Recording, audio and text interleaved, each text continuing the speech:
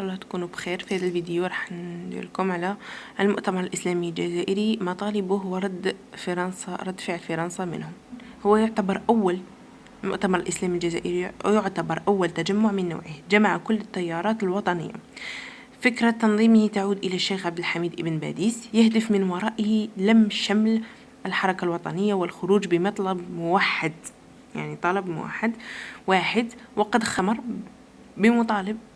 بمطالب تعبر عن كل التيارات من الثوري إلى الإدماجي، وقدمت إلى رئيس حكومة الجبهة الشعبية الفرنسية في باريس عن طريق وفد عينه المؤتمرون في 23 جويلية 1936. وأهم مطالبه عندك: أولا إلغاء قانون الأهالي والقوانين الاستثنائية.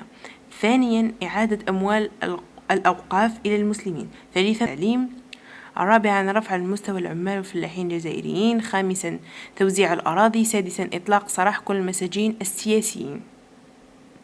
هنا أكيد قصدهم مصالح الحاج وبزاف. رد فعل الحكومة الفرنسية: إصدار مشروع فيوليت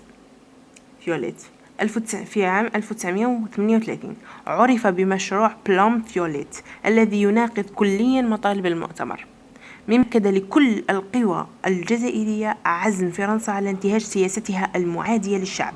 وقد أصدرت فرنسا مرسوم 13 جانفي 1900 يقضي بفرض رقابة مشددة على تدريس وإلقاء الخطب في المساجد. ومرسوم 8 مارس 1938 يفرض معلم أن تكون له رخصة من الإدارة الفرنسية تسمح له بممارسة التعليم. إن شاء الله يكون هذا العنصر مفهوم. اللي ما فهمش يخلي لي في التعليقات أسئلتكم اقتراحاتكم في التعليقات.